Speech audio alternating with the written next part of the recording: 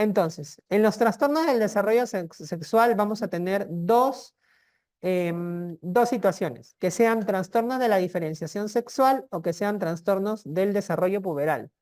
Entonces, en los trastornos de la diferenciación sexual vamos a tener trastornos que van por alteraciones en los cromosomas, o sea que son cromosomopatías sexuales o trastornos que no se van a deber a ello y se van a presentar en pacientes que tienen cariotipos con cromosomas sexuales normales.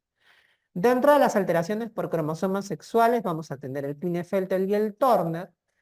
Y si bien el Turner tiene mucho mayor prevalencia que que el Klinefelter tiene mucho mayor prevalencia que el Turner, o sea, hay más casos de Klinefelter, aunque no parezca, que Turner.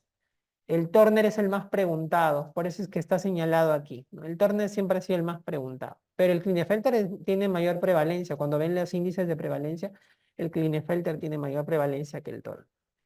El Klinefelter es un paciente que tiene un cariotipo con 47 cromosomas, donde hay un cromosoma X de más. Ese es el cariotipo que usualmente presenta un paciente con síndrome de Klinefelter. Es el cariotipo más usual. Ese cromosoma X de más va a hacer que este paciente tenga un fenotipo característico, que es el que están viendo ustedes en la imagen, al menos de forma parcial alguna de las características. Entonces, como hay un cromosoma X de más, los testículos se hacen pequeños, se hacen fibróticos. Entonces se hacen testículos pequeños, fibróticos. Como los testículos secretan testosterona, entonces al ser testículos pequeños fibróticos no hay testosterona, entonces el pene se vuelve chiquito, pierden vello púbico, pierden vello axilar, pierden vello facial. Entonces están disminuidos porque el testículo está pequeño y no hay testosterona. También voy a encontrar algo muy característico que es la ginecomastia, entonces mucho cuidado con las ginecomastias en los pacientes varones, sobre todo si tienen alguna de las otras manifestaciones en el fenotipo, porque es muy frecuente encontrar los Klinefelter, los hacemos el diagnóstico sobre todo cuando vienen por ginecomastia, ¿no? Que es la aparición de mama en los varones, como ustedes ven aquí en la imagen. Los pacientes son de talla alta, ven este paciente es de talla alta, y las extremidades son largas. Ven ustedes las extremidades que llegan, como los miembros superiores son bastante largos en relación con en relación con el tronco, por ejemplo, no igual que las piernas. Estos pacientes, como los testículos obviamente son fibróticos pequeños, son infértiles, no pueden tener hijos o hay dificultad para tenerlos. Puede haber también cierto compromiso de retardo mental o trastorno de la personalidad. Entonces son pacientes que pueden hacer alteraciones psiquiátricas, por ejemplo, de tipo psicótico, ¿no? En el laboratorio, lo que yo voy a encontrar es qué cosa. Como el problema está en como el problema es que al tener un cromosoma X de más, el testículo se ha vuelto pequeño, fibrótico, y el paciente por eso no tiene testosterona. Entonces el paciente va a tener testosterona baja, pero como el problema estaba bajo, de manera compensatoria la FSH y la LH suben. Entonces, el patrón FSH-LH alto con testosterona baja es característico del Turner. A este tipo de alteración, como la testosterona está baja, se le llama hipogonadismo hipergonadotrófico. ¿Por qué hipergonadotrófico? Porque suben las gonadotrofinas, pues. Entonces, por eso se llama hipogonadismo hipergonadotrófico, que vendría a ser un hipogonadismo primario, porque el problema está en la misma en el mismo testículo. Adicionalmente a esa parte laboratorial, si ustedes le hacen un hisopado de la mucosa bucal y van a buscar la cromatina X, van a encontrar cromatina X positiva, que eso no lo tenemos los varones, porque se ven las mujeres que tienen dos cromosomas X. En cambio, nosotros los varones no tenemos eso, los Klinefelter sí, porque al tener dos cromosomas X hacen cromatina X positiva. Y si yo hago un estudio por infertilidad, podría encontrar oligoazospermia, bueno, eso es más que obvio porque hay compromiso del testículo. El manejo de este paciente obviamente va a ser darle la testosterona, porque el que el paciente tenga testosterona y esté baja y esté hipogonádico va a influir en su desarrollo, en su comportamiento y en su vida sexual. Por eso es importante darle la testosterona. La otra patología que, como le digo, es la más preguntada es el Turner. El Turner, a diferencia del Klinefelter, vamos a tener que pierde un cromosoma, no gana, sino tiene 45 cromosomas y el cariotipo más frecuente es el X0, o sea, tiene solo un cromosoma X. Ha perdido un cromosoma X, a diferencia del Klinefelter que lo ganó, esta pierde un cromosoma X.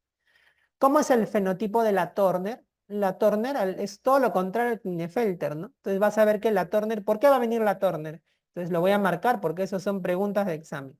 La Turner la trae su mamá a la consulta porque tiene talla baja y tiene retraso puberal. Eso quiere decir que tiene amenorrea primaria. Entonces tiene 15 años la niña y la niña sigue pareciendo una niña y tiene talla baja. Entonces la mamá viene y dice, mi hijita tiene, no crece y no desarrolla, ya tiene 15 años, todas sus amigas son señoritas y ella sigue siendo una niña. Entonces tú la examinas a ella y ¿qué es lo que pasa? La ausencia del cromosoma X genera que la paciente no tenga ovarios y no tenga, tenga cintillas gonadales, o sea, tenga unas gónadas rudimentarias. Obviamente al tener cintillas gonadales no va a haber fabricación de esteroides sexuales, estradiol, progesterona, y eso le va a traer la complicación de no tener un desarrollo puberal adecuado ni tampoco una talla adecuada, porque acuérdense ustedes que los estrógenos son importantes para el tema de la talla.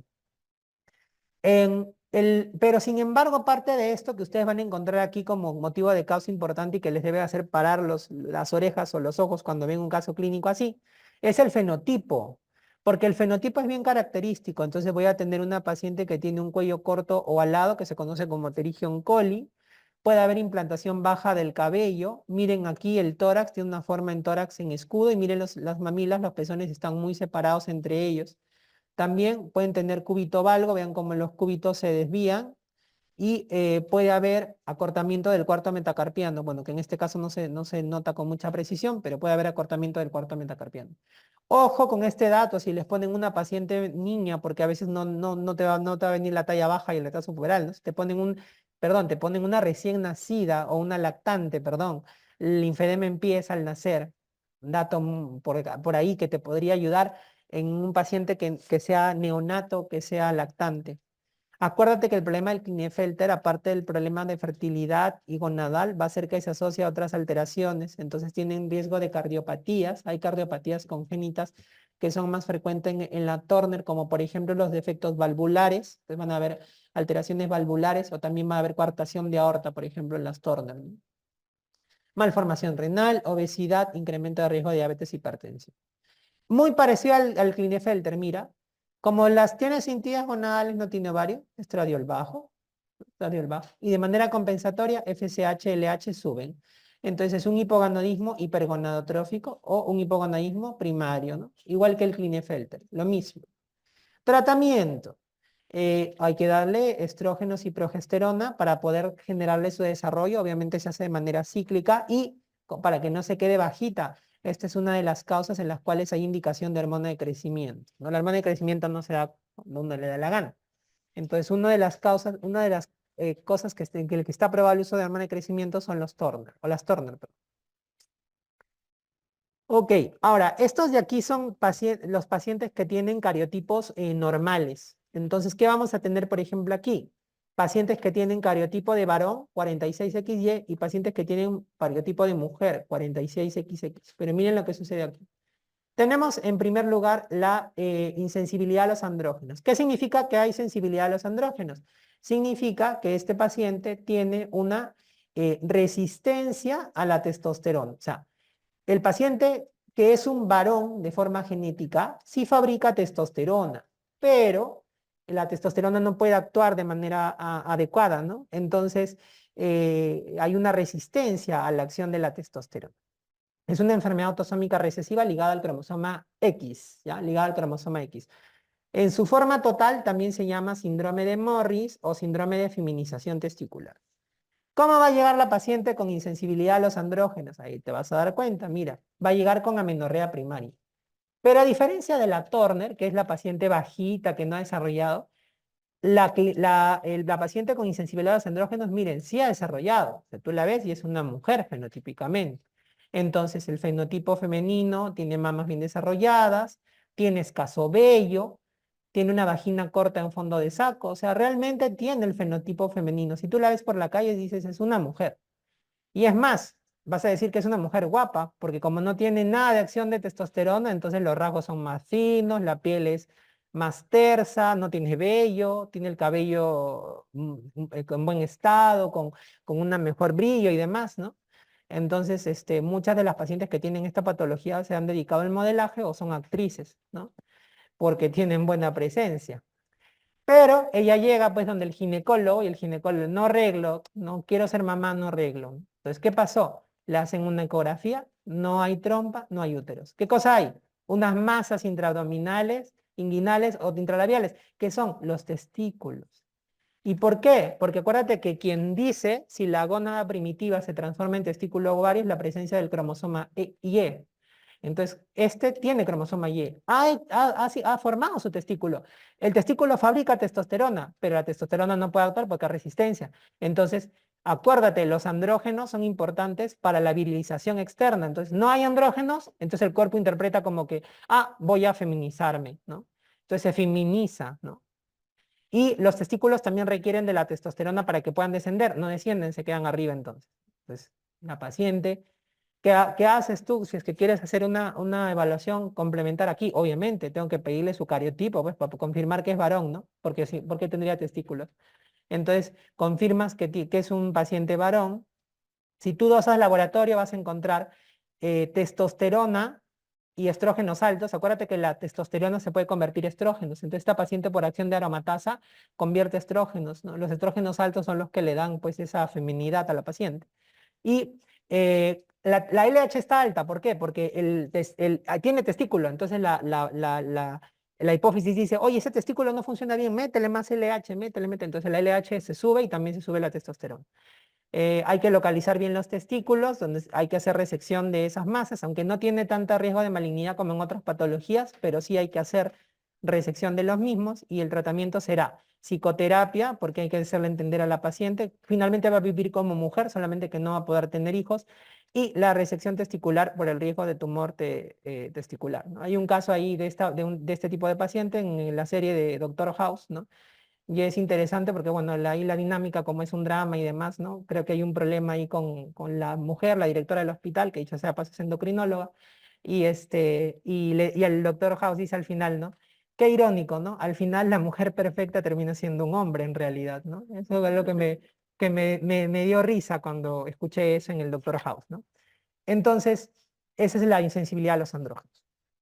Y en el caso de los que tienen 46XX, estaría la hiperplasia adrenal congénita. ¿Qué cosa es la hiperplasia adrenal congénita? Es cuando hay déficit de enzimas en la síntesis de las hormonas que son de la corteza adrenal.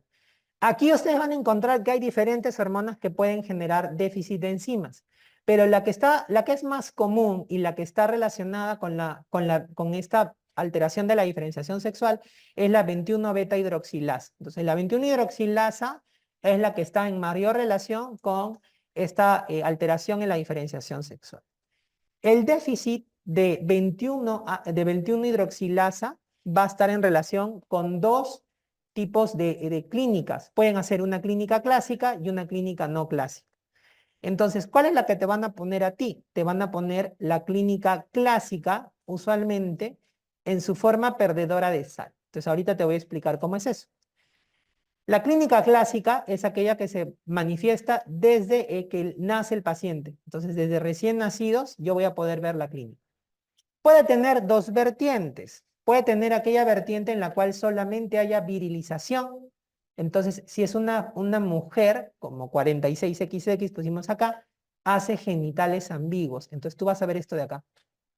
¿Será clítoris? ¿Será pene? ¿Será escroto? ¿Serán labios? Entonces, genitales ambiguos en un neonato, ponte a pensar siempre como primera posibilidad hiperplasia adrenal congénita. En el varón, como tiene pene, tiene escroto, no se va a ver mucho eso. En el varón se verá más que todo pubertad precoz. Entonces hacen 4 o 5 años y están haciendo pubertad esos niños, ¿no? Pero te decía que la forma que más te van a poner es la perdedora de sal. ¿Cómo es la perdedora de sal? La perdedora de sal es aquella paciente que tiene virilización más insuficiencia adrenal primaria. Esta forma es la que te va a venir en el examen, que es la forma más severa.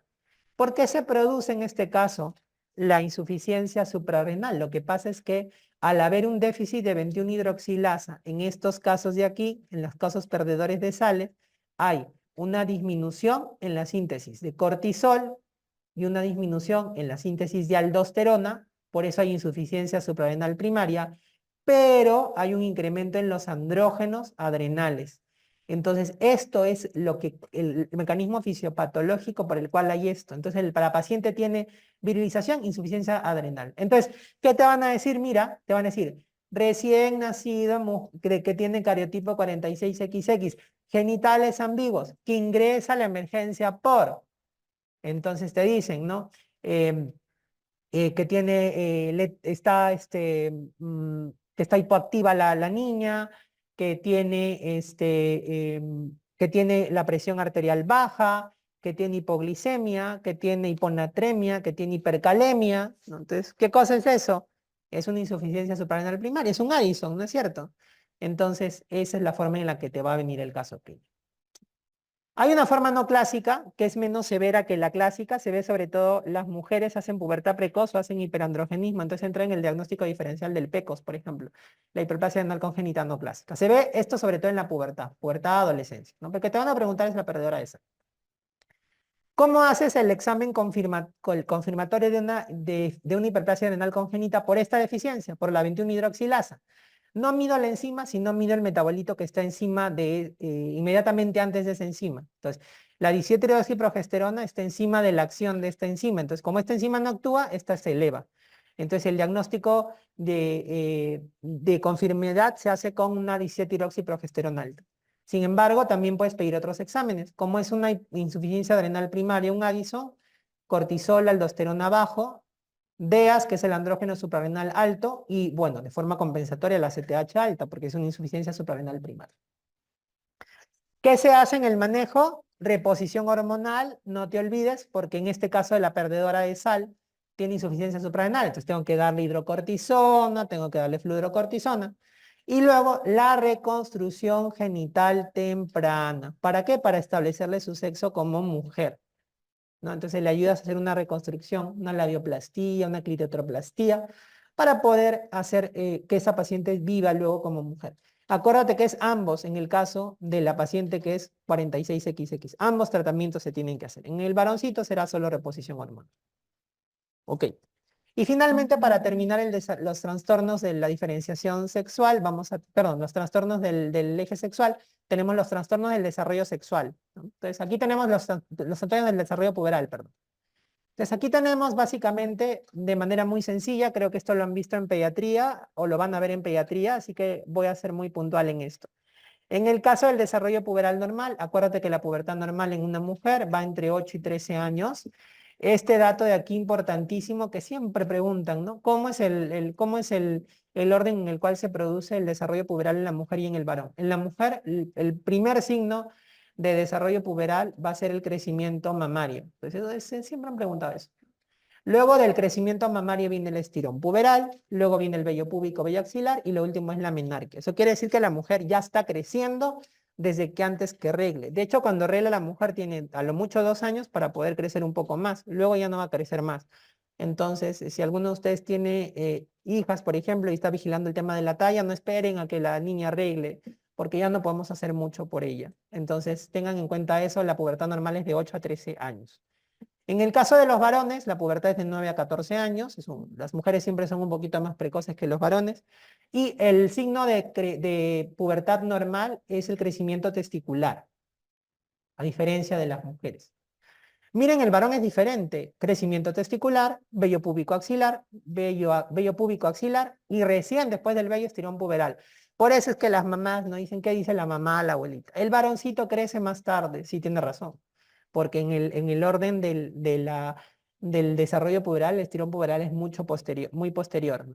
Luego de eso, recién viene la espermarquia, que es la primera eliminación del semen, ¿no? Que usualmente es por polución nocturna, y finalmente el vello facial, ¿no?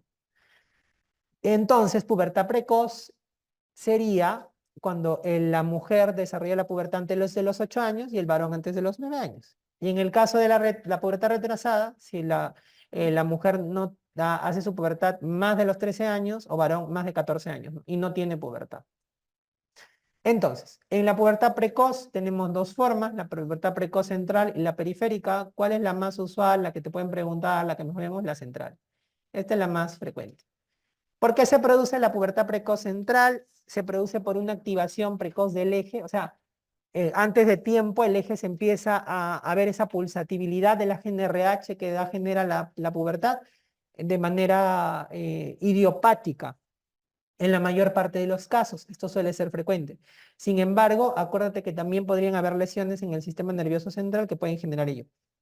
Pero sobre todo de manera idiopática. De manera idiopática, sobre todo en las mujercitas que hacen pubertad precoz. Lesiones del sistema nervioso central en varoncitos. Entonces, cuando un varón hace pubertad precoz, siempre hay que ver evaluar bien, si es una pubertad precoz central, evaluar bien que no haya una lesión del sistema nervioso central. La mujercita también, pero es más frecuente que sea idiopática. La pubertad precoz central es como una pubertad normal, pero adelantada. Entonces siguen el patrón normal, siguen su patrón normal, solo que de manera adelantada. ¿Cómo vas a hacer el diagnóstico? ¿No? Si tú le pides al paciente, vas a encontrar signos de que ya hay pubertad. Entonces la testosterona y los estrógenos saldrán elevados para la edad que tiene el paciente y la LH y FSH también elevados para la edad que tiene el paciente. Entonces esto indica que ya se activó el eje. Sin embargo, si hay dudas, puedes hacer como gol estándar la estimulación con GNRH. La estimulación con GNRH me permitirá ver qué tanto se pueden elevar FSH y LH cuando yo estimule con GNRH. En un paciente prepuberal, la estimulación o la elevación será menor que un paciente que ya es puberal. Un paciente que es puberal elevará mucho más LH y FSH luego de estimular con la GNRH. Y el tratamiento, en caso no hay una tumoración, una lesión del sistema nervioso central, el tratamiento será con agonistas de la GNRH. Entonces ustedes me dirán, doctor, ¿para qué le va a dar una GNRH? Si, ¿qué? ¿Usted quiere que fabrique más LH, más FSH, más testosterona estradiol? No. Lo que pasa es que los agonistas de GNRH dan una dosis de GNRH continua y de golpe. Entonces el eje se inhibe cuando eso pasa. Porque el eje puberal es pulsátil. Entonces si yo le meto una bomba de GNRH, se inhibe el eje. Entonces, por eso doy un agonista de GNRH. Entonces, aquí tenemos, por ejemplo, la triptorelina o el leuprolide, que son agonistas de GNRH, ¿no? Triptorelina o leuprolide, y que se pueden utilizar para frenar la pubertad. Obviamente, esto en los casos idiopáticos, porque si hay una lesión en el sistema nervioso central, tendría que ver. Mucho cuidado con los varoncitos, ¿eh? Ellos suelen hacer con mucha más frecuencia lesiones en el sistema nervioso central, tipo tumores. En el caso de la periférica, que es menos preguntada, aquí hay incremento en los esteroides sexuales, o sea, aumenta testosterona y estrógenos, pero sin que se active el eje, o sea, no tiene nada que ver el eje, ¿no? Entonces, por ejemplo, en la hiperplasia adrenal congénita, un tumor productor de esteroides sexuales, la obesidad, ojo con esto, esto es muy importante, la obesidad puede generar pubertad precoz periférica. O el consumo de esteroides exógenos, que es un poco más raro, ¿no? Que el paciente esté consumiendo esteroides. Miren, la diferencia con la central es que no hacen un patrón normal, sino el patrón no es usual, es anormal el patrón de la pubertad precoz. Entonces, estos pacientes, por ejemplo, hacen primero el vello, aparece el vello. Entonces dicen, no, no es lo normal, porque en la mujer es primero que crezca la mama y en el varón el testículo. No, en ellos aparece primero el vello. Entonces, esas pubertades que son raras en orden son las pubertades periféricas. Y eso lo vemos mucho en la obesidad, ¿no? ¿Qué pasa con los pacientitos que son obesos? Llega el pacientito obeso y le empieza a aparecer vello, empieza a haber mal olor axilar, ¿no? Entonces está haciendo una pubertad precoz de tipo periférico. Miren la diferencia. Va a haber testosterona y estrógenos altos, sí, porque algo está produciendo mucho esteroide sexual, pero la LH y FSH van a ser bajas porque no es por activación del eje. Y el tratamiento va a ser según la causa. ¿Cuál es el problema de la pubertad precoz? El principal problema de la pubertad precoz son dos. Uno, el problema psicosocial que le va a generar al niño no estar preparado para pasar a ser un puber. Y lo segundo es que va a acelerar el crecimiento o va a acelerar rápidamente la maduración ósea y entonces hay riesgo de que el niño se quede con talla baja. Por eso, dentro de los exámenes que pedimos, aparte de eso, no se olviden siempre pedir una edad ósea. Porque la edad ósea en estos pacientes que tienen pubertad precoz me van a decir qué tanto está acelerado el crecimiento en él y qué tanto yo podría ayudarle a ganar talla, ¿no? Imagínense que por la pubertad precoz se quede bajito. Por eso a los que son obesos, a los niñitos, y tienen familiares niños, a puberes obesos, oriéntenlos, no solamente por el riesgo de la enfermedad, sino que van a hacer pubertad precoz y se van a quedar chatos. En el caso de la pubertad retrasada, son tres las condiciones que usualmente generan pubertad retrasada. Una que es muy frecuente es el retraso constitucional del crecimiento y desarrollo. ¿Qué cosa es? Es el desarrollo puberal normal pero tardío. ¿Saben cuál es este? Este es el papá, la mamá, que han hecho su pubertad tarde. La mamá arregló a los 16 años, el papá desarrolló a los 14 años. Entonces, por una forma constitucional, genética, el niño también hace lo mismo, ¿no? Entonces, uno tiene que hacer vigilancia y es un niño sano que no tiene ninguna otra comorbilidad. La otra patología es el hipogonadismo. El hipogonadismo puede ser de dos tipos. Hipergonadotrófico es el hipogonadismo primario, esto ya lo vimos. Entonces aquí, por ejemplo, están el Klinefelter y la Turner. Testosterona y estrógenos bajo, pero FSH y LH alto porque el problema está en las gonas. También puede estar infección, por ejemplo, la parotiditis, que suele tener mucha afinidad por las gónadas. La radiación, pacientes que tienen cáncer, por ejemplo, los niños. O traumatismo en gónadas, ¿no? Y el hipogonadismo hipogonadotrófico, en este caso el problema será un problema secundario. Entonces el problema está arriba a nivel central. Miren aquí, a diferencia del otro, testosterona y estrógenos bajo, pero FSH y LH normal o bajo, ¿no? Normal o bajo. Entonces el problema está arriba. Lesiones del sistema nervioso central, idiopático, pero el que te podrían preguntar es este de aquí, que es el síndrome de Kallmann. Entonces, ¿qué cosa es el síndrome de Kallmann? Es un paciente en el cual hay un compromiso de las neuronas del hipotálamo que secretan GNRH, pero también de las neuronas del bulbo olfatorio. Entonces, ¿cómo es el cuento del paciente con Kallmann? Paciente con pubertad retrasada, pero que además de la pubertad retrasada va a venir con alteración en la olfacción. Entonces, si a ti te ponen niño que no puede oler bien, no huele bien, no distingue olores, tiene 15 años y sigue siendo un niño, no hay desarrollo puberal, descarten un Kallmann. Descarten un Kallmann.